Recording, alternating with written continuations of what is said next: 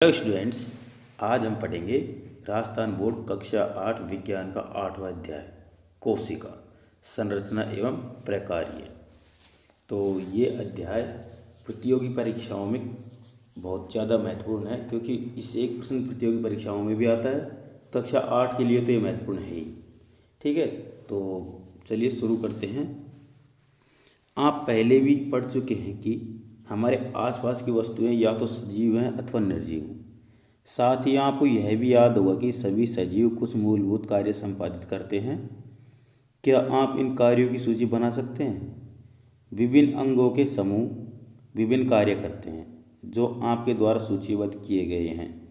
इस अध्याय में आप अंगों की संरचनात्मक मूलभूत इकाई के विषय में पढ़ेंगे, जिसे कोशिका कहते हैं।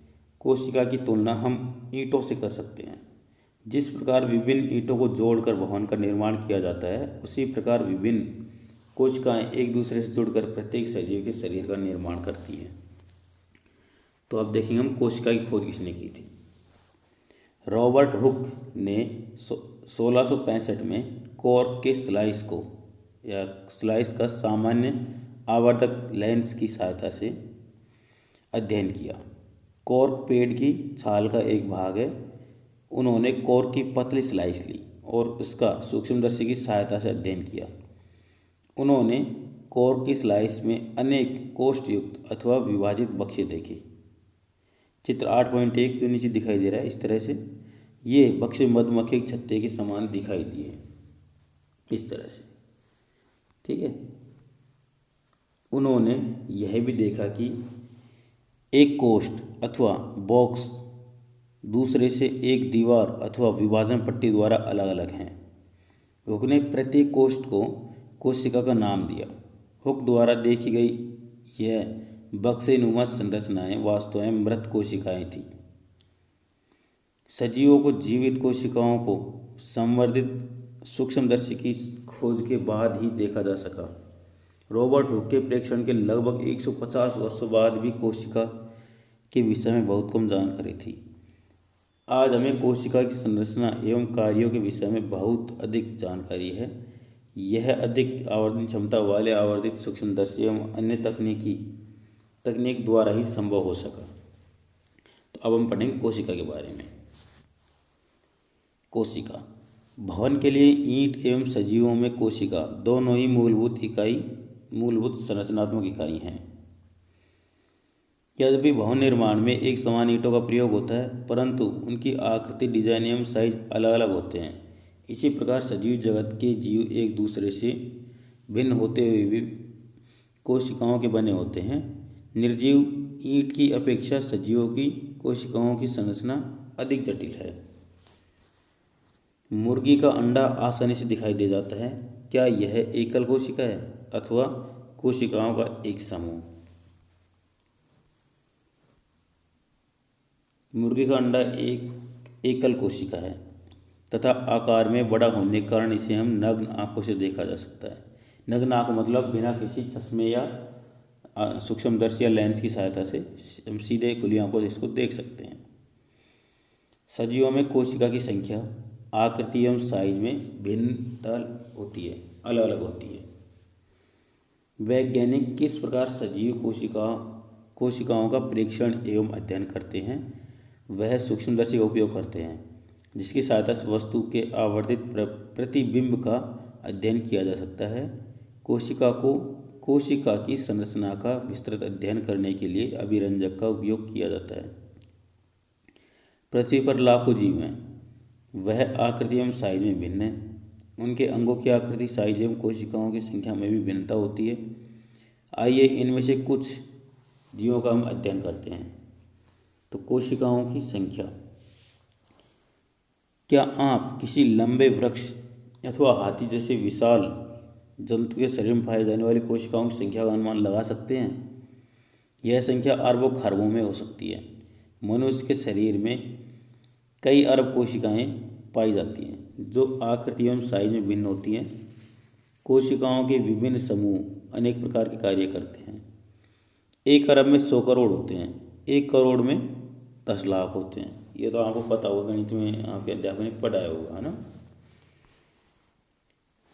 वह जीव जिनका शरीर एक से अधिक कोशिकाओं का बना होता है बहुकोशिक या मल्टी सेल्यूलर ऑर्गेनिज्म कहलाता है ना, कहलाते हैं। छोटे जीवों में कोशिकाओं की कम संख्या उनके क्रियाकलापों को किसी प्रकार प्रभावित नहीं करती। आपको जानकर आश्चर्य होगा कि अरबों कोशिकाओं हमारे जीवों के जीवन का प्रारंभ एक कोशिका से ही होता है, जो एक निषेचित अंडा है। निषेचित अंडा गुणन करता है तथा वृद्धि एवं परिवर्धन के साथ कोशिकाओं की संख्या बढ़ती जाती है। चित्र 8.3 ए और बी में देखिए, दोनों जीव एकल कोशिका के बने हैं। एक कोशिका वाले जीवों को एक कोशिक यूनिसेल्युलर और यूनिसेल्युलर सेल कहते हैं। एक कोशिक जीव में भी वह सभी आवश्यक क्रियाएं करता है जो बहुकोशिक जीवों द्वारा की जाती हैं। एक कोशिक जीव जैसे कि अमीबा भोजन का अंतर्ग्रहण करता है तथा पचाता है और श्वसन उत्सर्जन वृद्धि एवं प्रजनन भी करता है। बहुकोशिक जीवों में यह सभी कार्य विशिष्ट कोशिकाओं के समूह द्वारा संपादित किए जाते हैं। कोशिकाओं का वह समूह उत्तक का निर्माण करते हैं तथा विभिन्न उत्तक अंगों का निर्माण करते हैं। क्रियाकलाप 8.1 अध्यापक अमीबा एवं पैरामीशियम की स्थायी स्लाइड सूक्ष्मदर्शी यंत्र से दिखा सकते हैं। इसके अतिरिक्त अध्यापक तालाब से जल एकत्र करके स्लाइड बनाकर उस जल में उपस्थित जीवों को दिखा सकते हैं। कोशिका की आकृति चित्र 8.3 ए को देखिए। चित्र में दिखाए गए अमीबा की आकृति को आप किस प्रकार परिभाषित करेंगे? आप कह सकते हैं कि इसकी आकृति अनियमित है। वास्तव में अमीबा की कोई निश्चित आकृति नहीं होती, यह अपनी आकृति बदलता रहता है। इसके मुख्य शरीर में अपनी आकृति शरीर से बाहर की ओर परिवर्तित लंबाई के प्रवर्त उभरते हुए दिखाई देते हैं। इन्हें पादाब कहते हैं, जैसा कि आप कक्षा 7 में पढ़ चुके हैं। यह प्रवर्त अमीबा की गति के समय अथवा भोजन का अधिग्रहण करते समय बनते एवं बिगड़ते रहते हैं। अपनी आकृति बदलने से अमीबा को क्या लाभ होता है? अमीबा की बदलती हुई आकृति पादाब के बनने के कारण बनती है, जो उसे गति प्रदान करने एवं भोजन ग्रहण करने में सहायता करता है। मनुष्य के रक्त में पाई जाने वाली श्वेत रक्त कोशिकाएं WBC भी एक कोशिकीय संरचना का उदाहरण है जो अपनी आकृति बदल सकती है। WBC एक कोशिका है, जबकि अमीबा एक पूर्ण विकसित जीव है जिसका स्वतंत्र अस्तित्व है। आपके विचार में उन जीवों में कोशिकाओं की आकृति कैसी होगी जिनमें लाखों कोशिकाएं होती हैं? तो चित्र 8.4 ABC में मानव की विभिन्न प्रकार की कोशिकाएं जैसे कि हम रक्त पेशी एवं तंत्रिका कोशिका दिखाई गई है। ये विभिन्न आकृतियां एवं उनके विशिष्ट कार्यों से संबंधित हैं। जैसे यहाँ पर आपको दिखाई गई है रेड कलर की, ये रक्त कोशिकाएं हैं और ये जो शाखित कोशिकाएं ये तंत्रिका कोशिकाएं हैं। कोशिकाएं सामान्यतः गोल या चपटी, गोल अथवा लंबी होती हैं। कुछ कोशिकाएं लंबी होती हैं जिनके दोनों सिरे नुकीले होते हैं। इनका आकार तर्करूप होता है। चित्र 8.4 बी कभी कभी कोशिकाएं बहुत लंबी होती हैं। कुछ कोशिकाएं शाखान्वित होती हैं, जैसे तंत्रिका तंत्र। चित्र 8.4 सी ये वाली तंत्रिका कोशिका संदेश प्राप्त कर उनका स्थानांतरण करती हैं, जिसके द्वारा यह शरीर में नियंत्रण एवं समन्वय का कार्य करती हैं।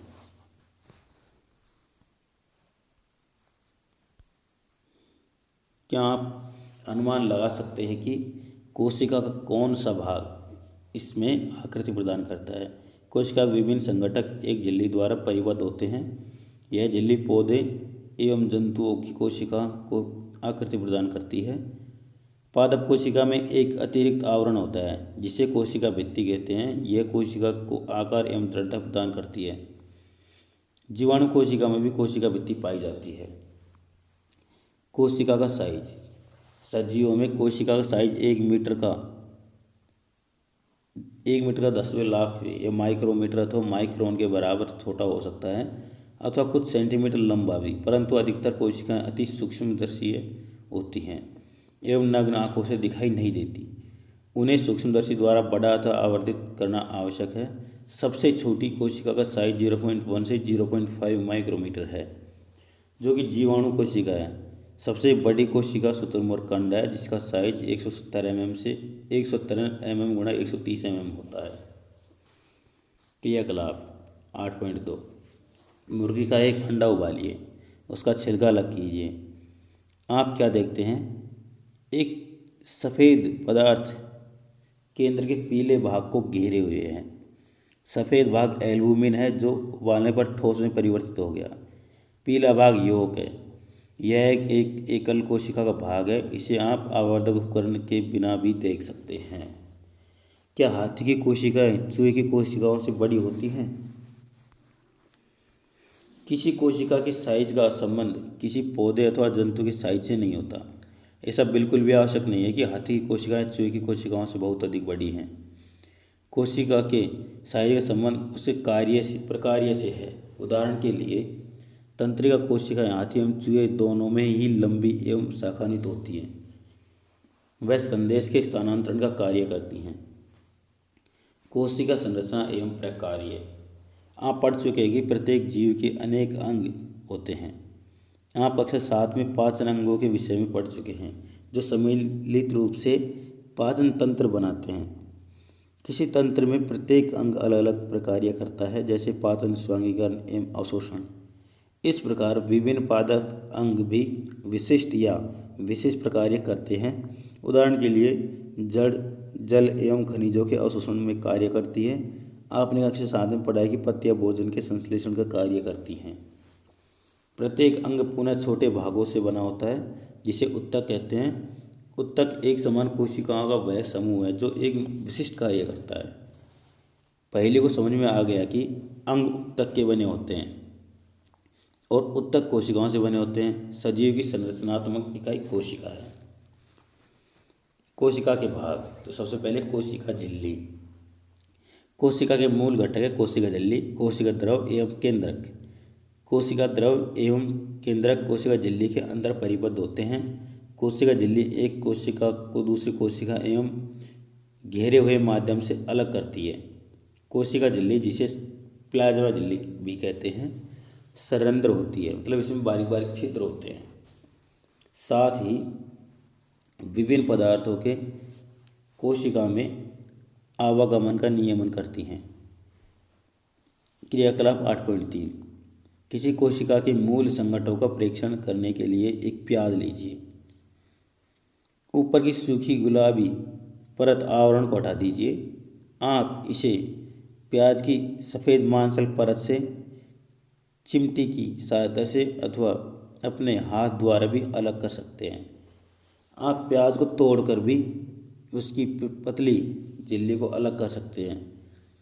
प्याज की झिल्ली का एक छोटा सा टुकड़ा कांच की स्लाइड पर जल की बूंद में रखिए। पतली झिल्ली को ब्लेड या चिमटी की सहायता से छोटे टुकड़ों में काटा जा सकता है। इस प्रकार मिथाइलिन ब्लू की एक बूंद डालकर कवर स्लिप रखिए। कवर स्लिप रखते समय इस बात का ध्यान रखें कि कवर स्लिप के अंदर वायु के बुलबुले न हों। सूक्ष्मदर्शी के नीचे स्लाइड का परीक्षण कीजिए। इसका आरेख बनाकर नामांकित कीजिए। आप इसकी तुलना चित्र 8.5 से कर सकते हैं। तो ये चित्र इस तरह से होगा। प्याज की कोशिका की सीमा कोशिका झिल्ली द्वारा परिबद्ध होती है, जो एक और दृढ़ आवरण द्वारा आबद्ध होती है, जिसे कोशिका भित्ति कहते हैं। कोशिका के केंद्र से घनी और गोलाकार संरचना होती है, जिसे केंद्रक कहते हैं। केंद्रक एक कोशिका झिल्ली के मध्य के जेली के समान पदार्थ होता है, जिसे कोशिका द्रव कहते हैं। मैं जानना चाहता हूँ कि पौधों को कोशिका भित्ति की आवश्यकता क्यों है या क्यों होती है। हम पहले ही पढ़ चुके हैं कि कोशिका झिल्ली कोशिका को आकार प्रदान करती है। पौधों में कोशिका झिल्ली के अतिरिक्त एक भारी मोटी परत होती है, जिसे कोशिका भित्ति कहते हैं। कोशिका झिल्ली को आबद्ध करने वाली यह अतिरिक्त संरचना पौधों की कोशिकाओं की सुरक्षा के लिए आवश्यक है। पादप कोशिकाओं को ताप में परिवर्तन, तीव्र गति से चलने वाली वायुमंडलीय नमी इत्यादि विभिन्न परिवर्तनों से सुरक्षा की आवश्यकता होती है। वह इन परिवर्तनों से प्रभावित है क्योंकि वे चल नहीं सकते। कोशिकाओं का प्रेक्षण ट्राडेक्सिया, इलोडिया अथवा रोइयों की पत्तियों की झिल्ली से किया जा सकता है। आप इनकी स्लाइड भी उसी प्रकार बना सकते हैं जिस प्रकार प्याज की झिल्ली की स्लाइड बनाई थी।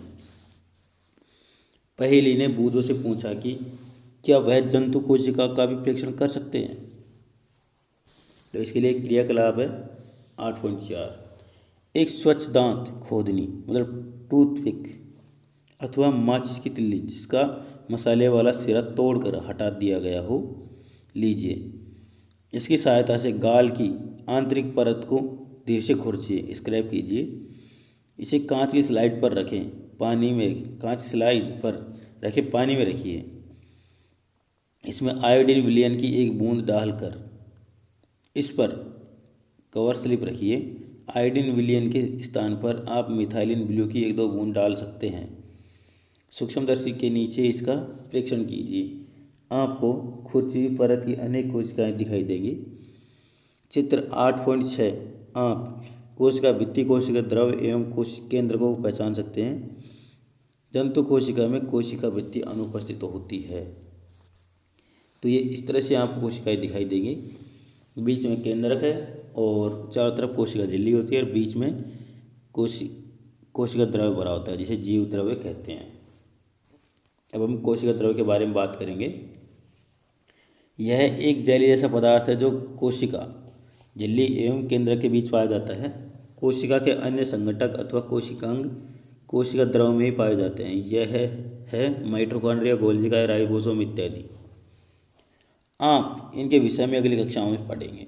इसके बारे में बहुत ही विस्तार से कक्षा 9 और 10 में बताया गया है। केंद्रक सजीव कोशिका का यह एक महत्वपूर्ण संघटक है। सामान्यतः यह गोलाकार होता है तथा कोशिका के मध्य भाग में उपस्थित होता है। इसे सरलतापूर्वक अभिरंजित करके सूक्ष्मदर्शी के नीचे आसानी से देखा जा सकता है।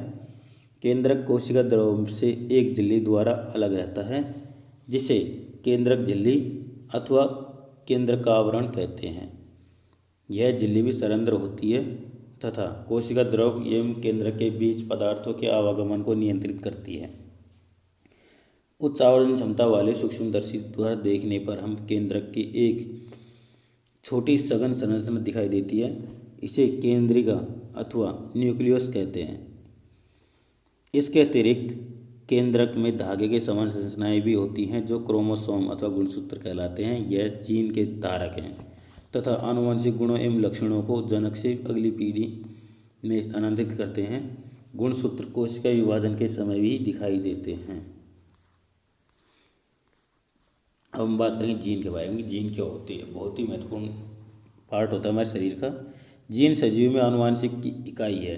यह जनक से संतति मतलब पिता से पुत्र या पुत्री को आनुवंशिक लक्षण के स्थानांतरण का नियंत्रण करते हैं। इसका अर्थ है कि आपके माता पिता के कुछ लक्षण आपको प्राप्त हुए हैं। यदि आपके पिताजी की आंख भूरी है तो संभव है कि आपकी आंख भी भूरी है। यदि आपकी माताजी के घुंघराले बाल है तो हो सकता है कि आपके बाल घुंघराले भी हों। परंतु उनके प्राप्त विभिन्न जीन के संयुक्त होने के परिणाम स्वरूप लक्षण भिन्न भी हो सकते हैं। वंशानुगत अथवा अनुवांशिक गुणों के अतिरिक्त केंद्रक कोशिका के क्रियाकलापों का भी नियंत्रण करता है। सजीव कोशिका के समग्र संघटक को जीव द्रव्य या प्रोटोप्लाज्म के नाम से जाना जाता है। इसमें कोशिका द्रव्य एवं केंद्रिका द्रव्य दोनों सम्मिलित होते हैं। जीव द्रव्य कोशिका का जीवित पदार्थ कहलाता है। पहली कह रही है, पहली जानना चाहती है कि क्या पौधे, जंतु और जीवाणु की कोशिका में केंद्र की संरचना एक समान होती है? तो देखिए, जीवाणु कोशिका का केंद्रक बहुकोशिक जीवों के केंद्र के समान सुसंगठित नहीं होता। इसमें केंद्रक झिल्ली अनुपस्थित होती है। ऐसी कोशिकाएं जिनमें केंद्रक पदार्थ केंद्रक झिल्ली के बिना होता है प्रोकैरियोटिक कोशिकाएं कहलाती हैं। इस प्रकार की कोशिकाएं वाले जीव प्रोकैरियोट्स कहलाते हैं। जीवाणु और नीले हरे शैवाल इसके उदाहरण हैं।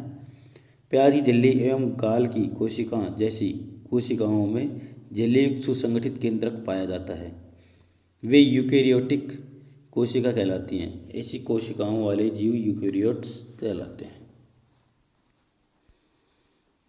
प्याज की झिल्ली की कोशिकाओं का परीक्षण करते समय क्या आपने कोशिका द्रव के बीच खाली अथवा दिखने वाली संरचना का अध्ययन किया? इन्हें रिक्तिका कहते हैं। यह मात्र एक एवं बड़ी हो सकती है, जैसे कि प्याज की झिल्ली की कोशिका में दिखाई देती है। गाल कोशिका में अनेक छोटी छोटी रिक्तिकाएँ होती हैं। बड़ी रिक्तिकाएँ आमतौर पर पौधों की कोशिकाओं में पाई जाती हैं। जंतुओं में ये रिक्तियाँ बहुत छोटी होती हैं। ट्राडेक्सिया पत्ती की कोशिकाओं में आपने अनेक छोटी रंगीन संरचनाएं देखी होंगी। ये पत्ती की कोशिकाओं के कोशिका द्रव में छितरी रहती हैं। इन्हें प्लेस्टिड कहते हैं। यह विभिन्न रंगों के होते हैं। इनमें से कुछ में हम हरा रंजक उपस्थित होता है, जिन्हें क्लोरोफिल कहते हैं। तो इस तरह से पादप कोशिकाएं होती हैं, इधर की साइड की, लेफ्ट हैंड साइड की, और राइट हैंड साइड की जंतु कोशिका होती है, जो रंगीन पीले कलर की दिखाई दे रही है। हरे रंग के प्लास्टिड को क्लोरोप्लास्ट अथवा हरित लवक कहते हैं। वे पत्तियों को हरा रंग प्रदान करते हैं। आपको याद होगा कि पत्तियों के क्लोरोप्लास्ट में उपस्थित क्लोरोफिल प्रकाश संश्लेषण के लिए आवश्यक है। पादप एवं जंतु कोशिका की तुलना। यदि आप पिछले क्रियाकलाप 8.3 एवं 8.4 को याद करें तो उसके आधार पर आप पादप कोशिका एवं जंतु कोशिका की संरचना की तुलना कर सकते हैं। चित्र 8.7 ए बी का ध्यानपूर्वक प्रेक्षण कीजिए। आइए पादप एवं जंतु कोशिकाओं की समानता और अंतर को संबद्ध जीन सारणी 8.1 में केवल कुछ ही लक्षणों का उल्लेख किया गया है। आप और लक्षणों का उल्लेख कर सकते हैं। जैसे कोशिका झिल्ली में क्या होता है? कोशिका झिल्ली पादप कोशिका में उपस्थित होती है और जंतु कोशिका में भी उपस्थित होती है। दोनों कोशिकाओं में पाई जाती है। कोशिका भित्ति ये पादप कोशिका में पाई जाती है और जंतु कोशिका में नहीं पाई जाती। केंद्रक दोनों कोशिकाओं में पाया जाता है। केंद्रक झिल्ली ये भी लगभग दोनों कोशिकाओं में पाई जाती है। कोशिका द्रव्य भी दोनों कोशिकाओं में पाया जाता है। प्लास्टिड ये जंतु कोशिकाओं में पाई जाती है, नहीं पादप कोशिकाओं में पाई जाती है, जंतु कोशिकाओं में नहीं पाई जाती। रिक्तिकाएँ पादप कोशिका में बड़ी बड़ी होती हैं और जंतु कोशिका में छोटी छोटी होती हैं, मतलब दोनों में ही पाई जाती हैं। ठीक है, तो ये अपना अध्याय खत्म होता है। अब इसके कुछ प्रश्नों को देख लेते हैं। जैसे निम्न कथन सत्य है तो टी का चिन्ह लगाना है, मतलब ट्रू, और असत्य है तो एफ का चिन्ह लगाना है। तो यहाँ पर आपको चिन्ह लगाना है कि कौन सा कथन सत्य है या अथवा असत्य। एक कोशिक जीव में एक ही कोशिका होती है, सही है, बिल्कुल सत्य है, टी पर इसके चिन्ह लगाएंगे। दूसरा, पेशी कोशिका शाखान्वित होती है। पेशी कोशिका शाखान्वित होती है। पेशी कौन क्या होती है? जो अपनी मांसपेशियाँ होती हैं। ठीक है, तो ये भी सत्य है। किसी जीव की मूल संरचना अंग है, ये गलत है, ये एफ है। मूल संरचना क्या होती है? कोशिका, मूलभूत इकाई कोशिका होती है। अमीबा की आकृति अनियमित होती है, सही सत्य है, क्योंकि इसमें पादा बने होते हैं और ये पादा अपने भोजन और सालन के समय बदलते रहते हैं।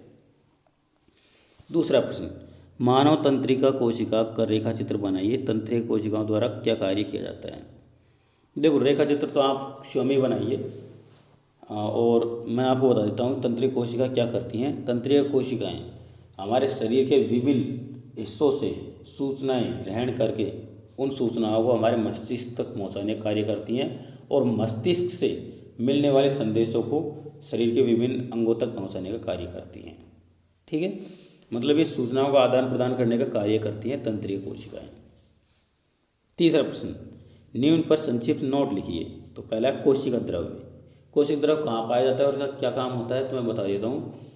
कोशिका झिल्ली या कोशिका भित्ति और केंद्रक के बीच की जो खाली स्थान होता है उसमें एक द्रव्य भरा होता है जिसे कोशिका द्रव्य कहते हैं। यह इस कोशिका द्रव में विभिन्न प्रकार के कोशिकांग पाए जाते हैं। तो कोशिका द्रव केंद्रक, केंद्रिका और जो कोशिकांग है उनकी सुरक्षा के लिए महत्वपूर्ण पदार्थ होता है। यह जेली जैसा पदार्थ होता है। ठीक है। कोशिका का केंद्रक, कोशिका का केंद्रक कोशिका के बीचों बीच पाया जाने वाला एकमात्र कोशिकांग ऐसा है जिसमें गुणसूत्र और जीन पाए जाते हैं। चौथा, कोशिका के किस भाग में कोशिकांग पाए जाते हैं? तो मैंने आपको बताया था कि जो जीव द्रव्य होता है, जो जेल जैसा पदार्थ होता है, उसमें बहुत सारे कोशिकांग होते हैं, जैसे राइबोसोम, लाइसोसोम, ठीक है, अरिथ्ला और माइटोकॉन्ड्रिया, इस तरह के जो जीव द्रव्य में पाए जाते हैं, ये जो कोशिका भित्ति और केंद्रक के बीच में पाए जाते हैं। पांचवा, पादप कोशिका में जंतु कोशिका के रेखा चित्र बनाकर उसमें 3 अंतर लिखिए। तो चित्र आप खुद बनाइए। जो मैंने आपको बताया था कि जंतु कोशिका पीले कलर की दिखाई गई है और जो पादप कोशिका है वो बिना किसी कलर की दिखाई गई है। आप अगर ऊपर जाकर देखेंगे तो आपको ज़रूर मिलेगा। ठीक है। और इनके कार्य, उनमें अंतर की बात कर रहा है तो देखो, जंतु कोशिका में कोशिका भित्ति नहीं पाई जाती है, जबकि पादप कोशिका में कोशिका भित्ति पाई जाती है। ठीक है। और दूसरा, जंतु कोशिका की आकृति हमेशा निश्चित रहती है, अनिश्चित रहती है। ये जैसे अंग मुड़ता है वैसे इसकी आकृति में थोड़ा परिवर्तन आ जाता है, लेकिन जंतु कोशिका की आकृति हमेशा निश्चित रहती है, क्योंकि कोशिका भित्ति हमेशा रिजिड होती है, एक बिल्कुल निश्चित साइज की होती है। दूसरा, तीसरा, जो जंतु कोशिका है उसके बहुत सारे अंग ऐसे होते हैं जो जंतु कोशिका में नहीं, वो पादप कोशिका में नहीं पाए जाते। ठीक है। और इन जो रिक्तिकाएँ होती हैं जंतु कोशिका में बहुत छोटी छोटी होती हैं, पादप कोशिका में रिक्तिकाएँ बड़ी बड़ी होती हैं। तो ये 3 पूछा था, 3 हो गए। छठा, यूकेरियोट्स और प्रोकैरियोट्स में अंतर लिखिए। देखो, यूकेरियोट्स मतलब एक कोशिकीय जीव होते हैं और प्रोकैरियोट्स बहुकोशिकीय जीव होते हैं। समझ में आ गया? यूकेरियोट्स आप ऐसे समझ सकते हैं, यूनिसेलुलर, और प्रोकैरियोट्स मतलब मल्टी सेलुलर ऑर्गेनिज्म। तो इस तरह से यूकेरियोट्स और प्रोकैरियोट्स कोशिकाओं की संख्या के आधार पर जीवों का वर्गीकरण है। सातवां, कोशिका में क्रोमोसोम अथवा गुणसूत्र कहाँ पाए जाते हैं, उनका कार्य बताइए। तो कोशिका में जो केंद्रक होता है, केंद्रक के मध्य में गुणसूत्र पाए जाते हैं और ये गुणसूत्र कोशिका विभाजन के समय हमें दिखाई देते हैं। गुणसूत्र के ऊपर जीन होते हैं और जीन माता पिता से जो शारीरिक गुण हैं उनको संतति में ले जाने का कार्य करते हैं। आठवां, सजीवों में कोशिका मूलभूत संरचनात्मक इकाई है, समझाइए। देखो, सजीवों का शरीर कोशिकाओं से बना होता है। शरीर का जो प्रत्येक अंग है वो कोशिकाओं से मिलकर बनता है और अंग मिलकर शरीर का निर्माण करते हैं। तो इस प्रकार से हमारा जो शरीर का निर्माण है वो अंगों का निर्माण कोशिकाओं से मिलकर बनता है। तो एक प्रकार से कोशिका हमारे शरीर की मूलभूत इकाई हो गई।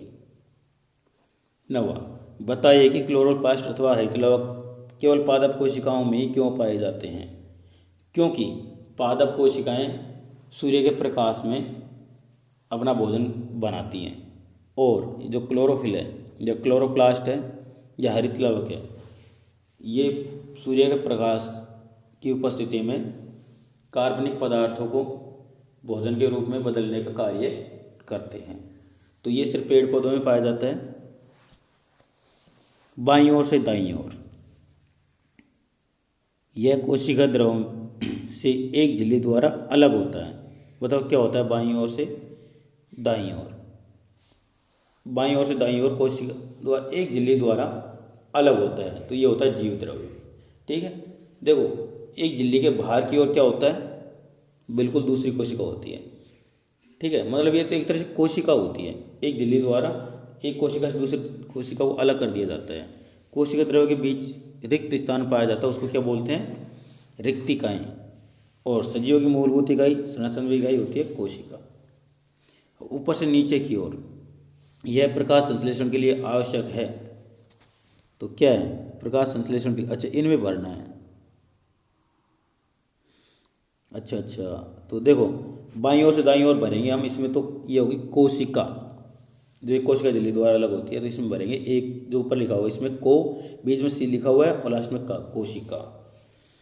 और कोशिका द्रव्य के बीच रिक्त स्थान, तो ये 3 नंबर पे भरा जाएगा। ठीक है, तो ये क्या होगा? रिक्तिका। बीच के स्थान रिक्तिका बोलते हैं। सजीवों की मूलभूत इकाई, ये 1 नंबर भरा जाएगा कोशिका। ठीक है, और 4 नंबर कहाँ पे है? इसमें 4 नंबर कहीं है ही नहीं। तब ऊपर से नीचे भरेंगे। तो प्रकाश संश्लेषण के लिए आवश्यक है, तो यह इसमें हो जाएगा हरित लवक, हरित लवक। ठीक है, कोशिका झिल्ली और केंद्रिका झिल्ली के बीच के पदार्थ को क्या बोलते हैं? जीव द्रव्य। जीव द्रव्य 1 नंबर पर। तो यहाँ पर कुछ अलग नाम होगा इसका, के बीच के पदार्थ को क्या बोलते हैं? जीव द्रव्य ही होना चाहिए। हाँ, जीव द्रव्य ही है। तो इस तरह से हमारे ये प्रश्नोत्तर भी खत्म होते हैं। आपको ये अध्याय कैसा लगा आप हमें कमेंट करके ज़रूर बताएं। अपने दोस्तों के साथ वीडियो को शेयर करें, व्हाट्सएप पे या फेसबुक या किसी और माध्यम से।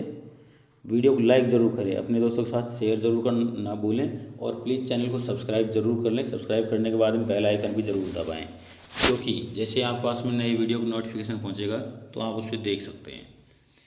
वीडियो देखने के लिए धन्यवाद। आपका दिन शुभ रहे।